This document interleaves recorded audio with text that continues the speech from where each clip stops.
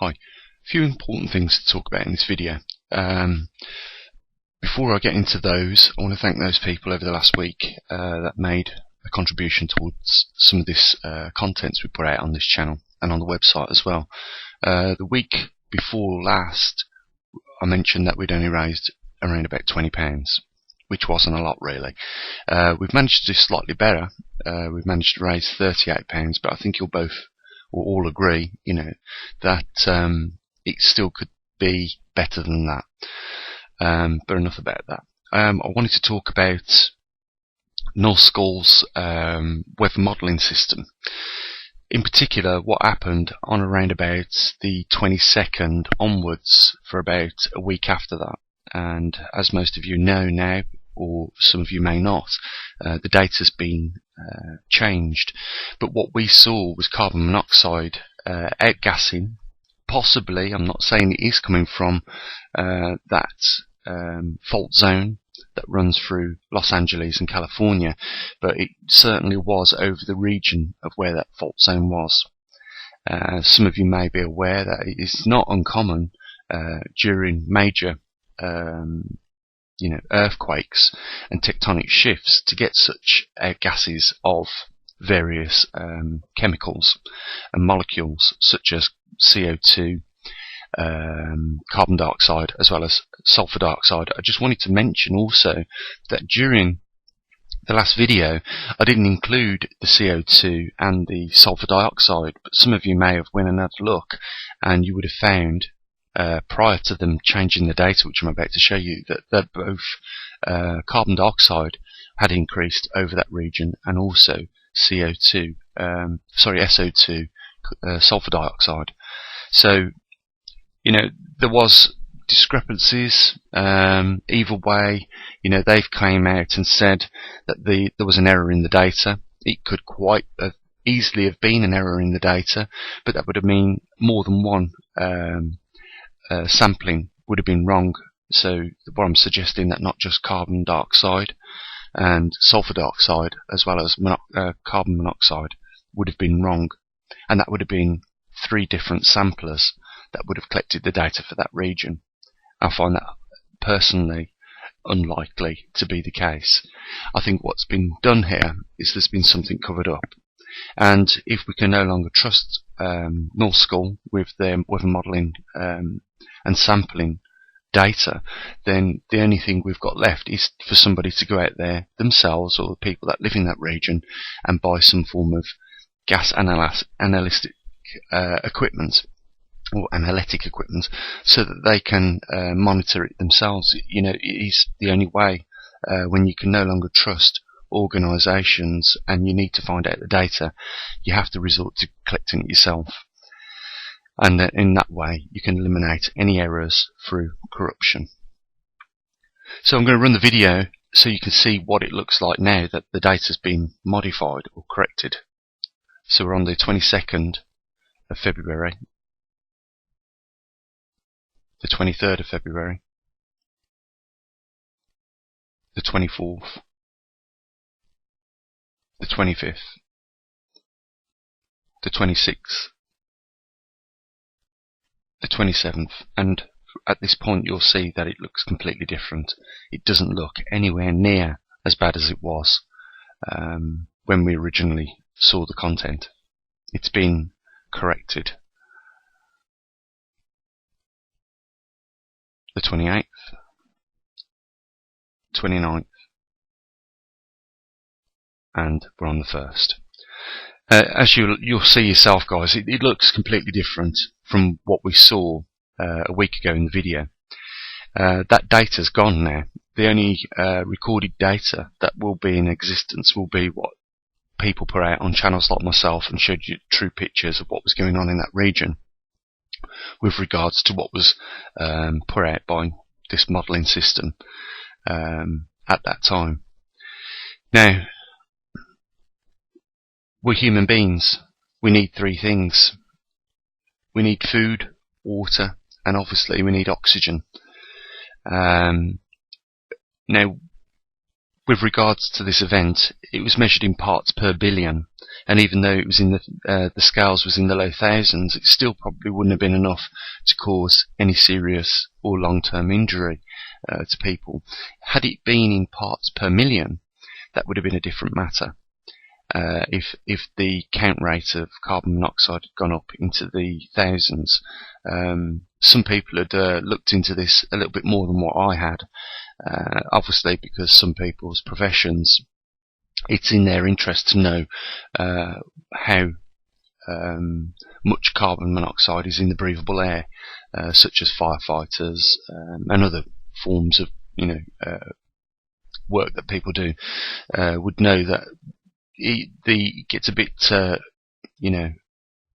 risky at about 800 parts per million, if that's the concentration of carbon monoxide. Also, I was told, I haven't looked it up, but I could well believe that could be the case. You could be suffering with some form of nausea or something, but I'm not trying to raise alarms or cause panic. What I'm trying to do is provide a solution to some of these things. Now, I can't help you out with the food and the water side, so you need to put them up for whatever event that could possibly be down the road, and that's I'm sure within your capabilities of doing. But as for oxygen, then you may need a little pointer in the right direction. So in this video, what I wanted to do is just simply show you how simple it is to create a small amount of oxygen through electrolysis using DC power supply.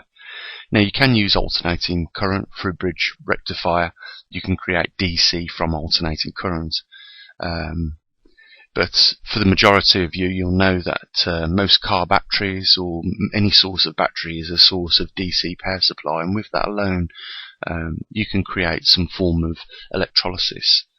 So let's get the laboratory beakers out, show you how simple it is to create electrolysis. And then, if ever you should need to, all you need to do is then look up on the internet, and I'd advise you to do it before a situation occurred where you'd need it, so that you'd know better how to create a device such as a HHO generator, where you could produce enough oxygen for your family.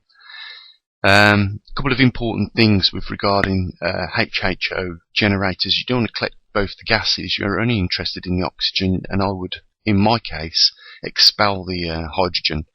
If you collect both the hydrogen and oxygen at any meaningful rates and pump that into your living room where your family are, then it's only going to take a spark to create a very potent explosion. So what you want is just the oxygen gas, and you want to also monitor the rate of how much oxygen you're pumping into your environment, because equally too much oxygen can create just as detrimental effects as mixing hydrogen and oxygen together.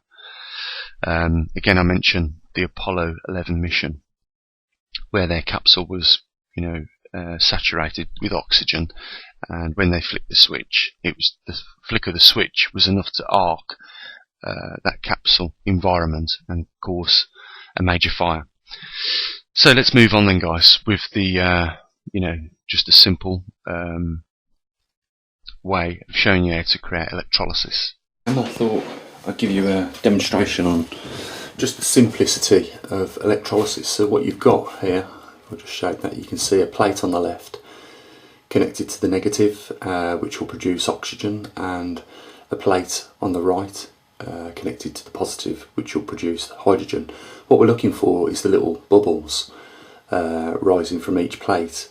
I've added a little bit of electrolysis. In this case, I've just added a few drops of vinegar to speed up the reaction, or as a catalyst in the reaction, so that it's a little bit more productive, because the point of this is to demonstrate to you that you can do it with very simple things, just a negative and a positive and a DC power supply. So let's switch it on. Okay, then let's switch it on. There we go. So we can see we've got 32 volts at 0.35 milliamps, and if we look at what's going on in the vessel closely, zoom in on the left hand plate, which is the negative, we'll see that we're producing oxygen through electrolysis. So we're splitting the water molecule here, and on the left plate we've got oxygen, and on the right, if we look very closely, the bubbles are smaller. That's because the hydrogen molecule is smaller, and we're getting hydrogen off the positive connection. So what you do in order to collect this gas is separate the two. So you'd want something like a U tube, and in the left you'd have the negative collecting the oxygen, which you'd keep, and in the right part of the U tube with the solution, you'd have the positive, which would collect the hydrogen, which you'd expel in this case. You wouldn't use, because you're only interested in what's coming off the negative, which is the oxygen. And it really is that simple. There are more complex H2O electrolysis devices, such as HHO generators, which you can use. There's a lot of work being done on YouTube with regards to creating it more efficiently, so that you can use these gases as a fuel source for your car. The ones that I've seen on there are really no more efficient than central heating oil to get the same sort of work out of them.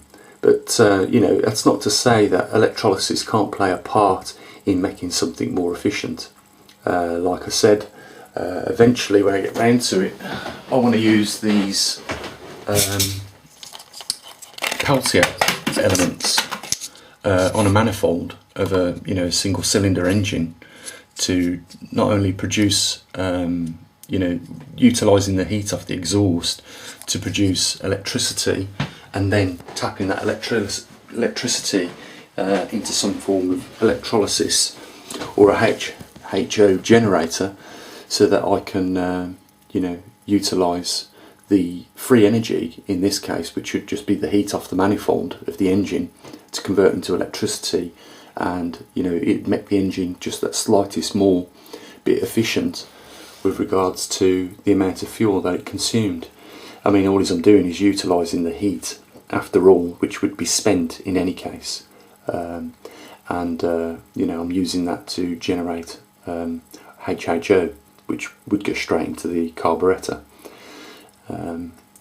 So there you go, guys. That's electrolysis. That's how easy it is to do. Any DC battery will produce HHO in this form.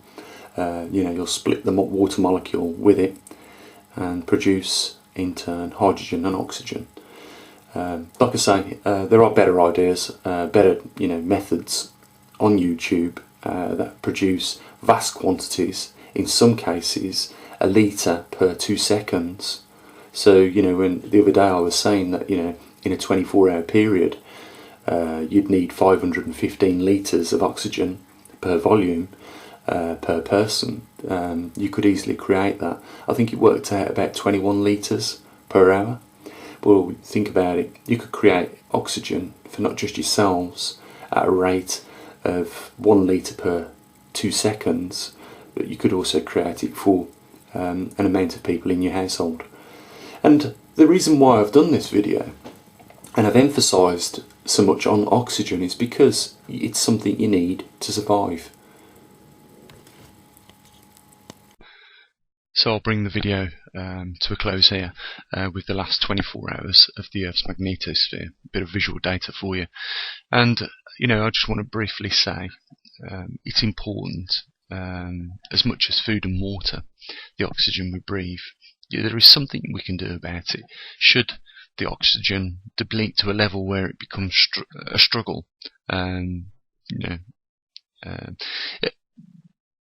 what I'm trying to say here, guys, is that don't take it for granted that it's always going to be here in the same manner as people do these days.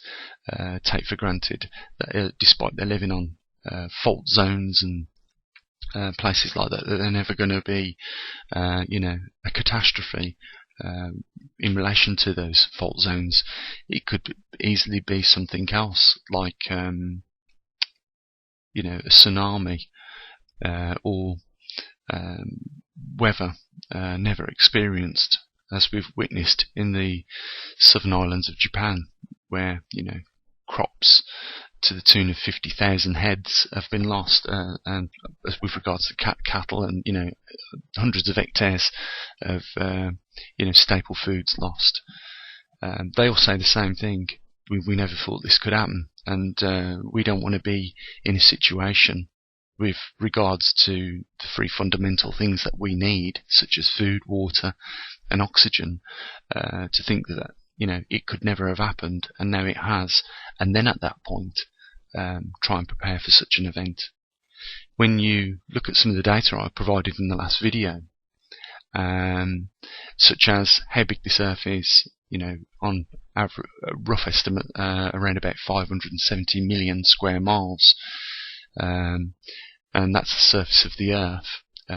2 parts of that is water, and although there are algae and simple chemowater and other bacteria in the sea that do scrub carbon dioxide and carbon monoxide out of the atmosphere and convert that into oxygen, it would be less abundant with regards to the total output of vegetation.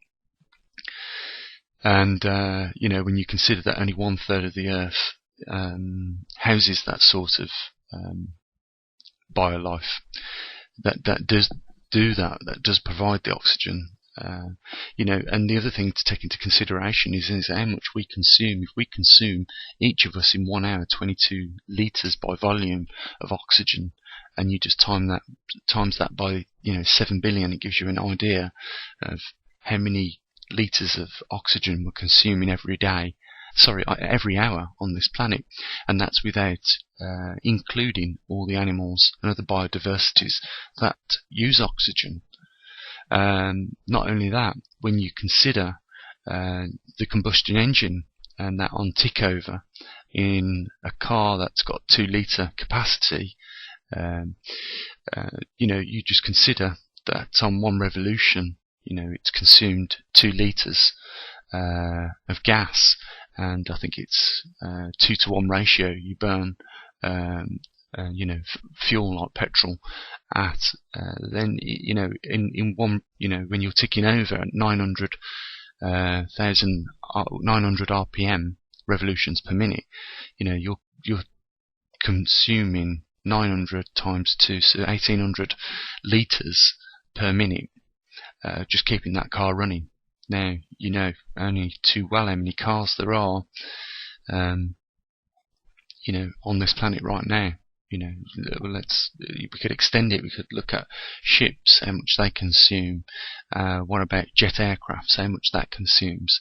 We could just scale it on and on and on. And the rate per hour of consumption of oxygen is massive. And it's very easily from that point on to take it for granted without even giving it any thought. And that's really what the idea of this video was to do, not to gloss over the fact of how important oxygen is, but also give you some idea of how much it's being consumed, even on an hourly rate. And when we look at some of the old data that I discussed, that stems back from 1991 to 2004, and we consider that there has been a 0.2% drop in the amount of oxygen, and then just factor in the fact that we've got a weakening magnetosphere, and sputtering could be something that we might have to worry about during the process of a magnetic reversal and further magnetosphere weakening. With the consumption that we're using of oxygen and the amount of oxygen that would be lost simply through a weaker magnetosphere is something that we should at least, give a little thought to. These devices are readily available, and many people give you good examples of how to build them on YouTube. But I thought what I'd do is just assemble, a slightly more complex version of what I showed you in this video today, to give you an idea of how relatively simple, given a bit of resourcefulness from yourselves. You don't have to buy the material brand spanking new from the manufacturers. If you're resourceful, you can find this material relatively available around your homes. And I'd recommend you actually look into having one of these things around your home, so that if ever that time would come where you discover within a few moments that there was a problem, and it was related down to oxygen depletion, that you would have a means to last a little bit longer than someone that hadn't. It's about giving you the information that you can utilize to just strengthen your unit and those of you around your unit. So I won't go on anymore, guys. The link's down there. I can only ask that you support the channel and just consider how important it is. On average, we get around 80 to 90,000 views internationally in pretty much any country that most of you have ever heard of. So for that reason, I think that the information gets out to those people. It's well worthwhile doing. And there's still work ongoing with the data logger with regards to the the magnetometer station. That's still ongoing. The website's still ongoing. So I'm going to say what I usually do at this point, guys, and not rabble on anymore. Enjoy the rest of your week, and link down below. And as always, bye for now. Take care.